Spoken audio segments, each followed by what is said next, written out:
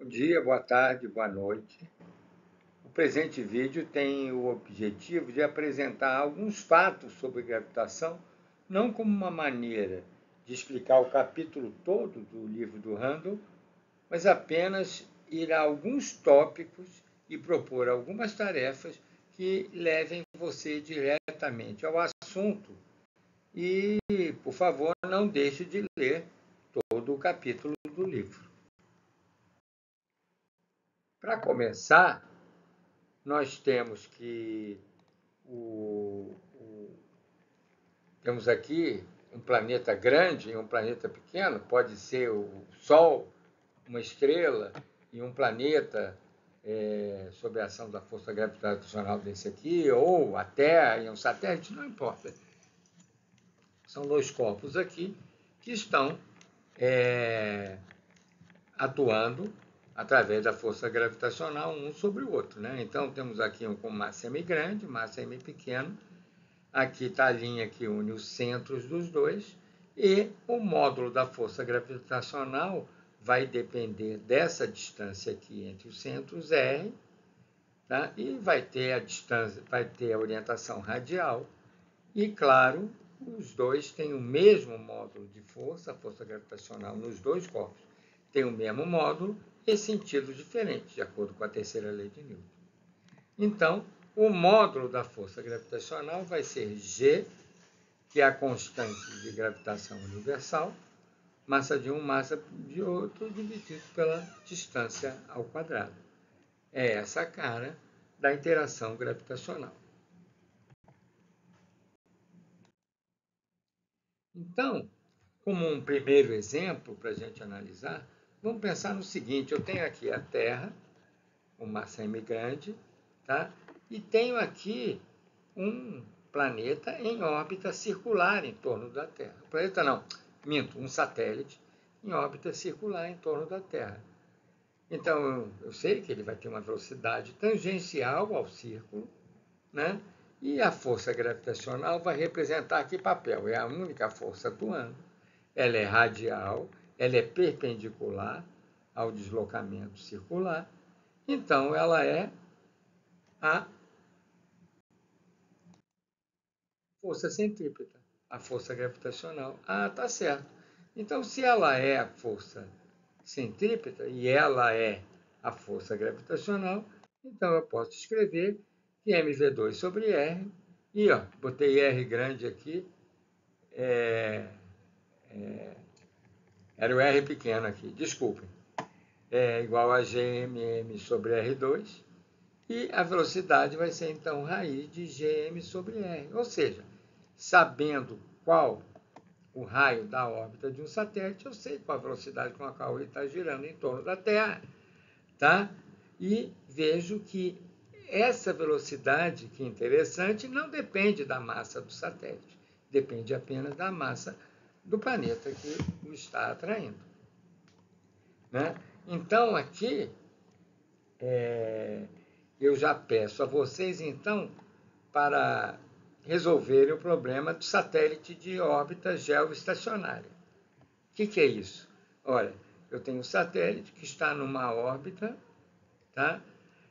cuja, cuja velocidade é tal que ele fique sempre sobre o mesmo ponto da superfície da Terra. Vamos supor que esse ponto esteja no Equador, para facilitar a imaginação, né? Então, isso vai acontecer se a velocidade de rotação dele for igual à velocidade de rotação da Terra. Então, por favor, me digam qual tem que ser o R para que esse satélite esteja em órbita geoestacionária. Ou vejam isso lá no livro, pode ser. Agora, eu vou abordar outro assunto. Vou abordar como se calcula a energia potencial gravitacional. Então, eu vejo aqui a energia potencial num ponto A é menos o trabalho de uma certa origem até A da força. E a gente considera que é conservativa. Quando a força é conservativa? quando o trabalho não depende do caminho, como a gente já discutiu lá no capítulo de trabalho e energia. Então, a gente observa o seguinte: eu quero calcular, quero ver, eu vou a partir desse caminho aqui, que está em preto, entre A e B, descobrir um jeito de calcular a energia potencial e, ao mesmo tempo, mostrar que essa força é conservativa. Então, eu tenho esse caminho aqui, mas eu posso dividir esse caminho considerando dois componentes sempre, né? Aqui, claro, eu vou pegar distâncias relativamente grandes entre um ponto e outro, mas eu posso fazer depois essas distâncias tenderem a zero e chegar ao limite. Mas eu vou analisar o problema e já vou chegar às conclusões. Então, eu percebo, aqui eu faço um movimento circular, faço uma trajetória circular daqui até aqui, aqui radial, circular, radial, e assim por diante. E depois faço isso tudo tender a zero. Mas vamos analisar assim mesmo, com essa distância grande aqui, entre esses raios aqui.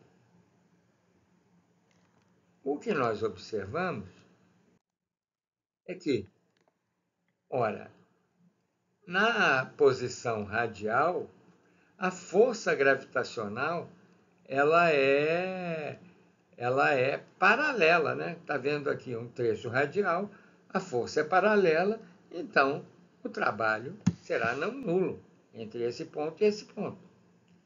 Mas, no setor circular, a força radial ela é perpendicular sempre ao deslocamento. Então, não realiza trabalho. Então, só teremos trabalho nos setores radiais. Então, vamos lá. Eu poderia, então, eu sei que aqui o trabalho é zero, aqui o trabalho não é zero. Então, eu jogo esse trechinho para cá. Aqui o trabalho é zero, aqui não é zero. Então, eu jogo esse trechinho para cá também. Porque eu estarei calculando o trabalho daqui até aqui, depois daqui até aqui, depois daqui até aqui, e eu faço isso com todos os setores aqui. Eu vou ter, então, que o trabalho entre esse ponto, desculpa que não saiu o RA aqui, desenhei mal aqui, mas o trabalho daqui até aqui vai ser o mesmo que o trabalho dessa força, que é radial, entre RA e RB, o trabalho entre A e B. Como simplificou, então? E se eu considerar outros caminhos, por exemplo, considero um caminho daqui, um caminho igual a esse preto aqui, só que vindo aqui. Eu também vou fazer o mesmo rebatimento dos setores lineares para cá. Então, vai ser o trabalho entre um ponto e outro, sempre, de uma linha. E se for o mesmo A e B, mudando o caminho, sempre vai ser entre RA e RB. O meu trabalho. Então, o trabalho não depende do caminho. Então, eu posso calcular a minha energia potencial. A minha energia potencial, então, pela definição, eu botei o G aqui de gravitacional, ela menos o trabalho da origem até o ponto, né? Aqui, no caso, eu vou fazer um trabalho radial, né? Desde a origem que eu escolha até o ponto R, onde está a minha partícula, o meu planeta, o meu satélite, sei lá, de F de R dr, o trabalho. E é menos aqui por causa da definição. Então, eu vou escolher a origem. A minha tentação inicial é escolher a origem R igual a zero. Mas eu não vou fazer isso, porque nesse ponto a força gravitacional é infinita e vai impossibilitar a utilização do mesmo, né? Então eu penso o seguinte: se eu colocar a minha origem R igual a infinito, então a força gravitacional lá vai ser zero. A força gravitacional em R é finita. Então eu vou fazer a integral aqui num trecho, o cálculo do trabalho num trecho que não tem problema nenhum. Então, prosseguimos, né? A energia potencial gravitacional vai ser, então, menos a integral desde a origem infinito até R, de menos GMM sobre R' ao quadrado de R'. Eu botei R' para não ter a mesma variável que aqui e aqui, entendeu? Para separar essas coisas. Então, eu ponho menos aqui, porque se a gente pensar bem, a força gravitacional vai ser contrária ao aumento da posição R. Né? A direção do vetor posição, por assim dizer. A força de gravitação é o contrário. Então, tem esse menos aqui. Fazendo as contas, vocês, por favor, façam e vejam se eu fiz certo, né? Que a energia potencial gravitacional é menos GMM sobre R. Olha que interessante, olha só o meu pensamento agora. Pense numa órbita circular. A velocidade é constante e a velocidade eu consegui escrever em função da massa, da constante gravitacional e do R. Então, eu posso escrever a energia cinética em função do R.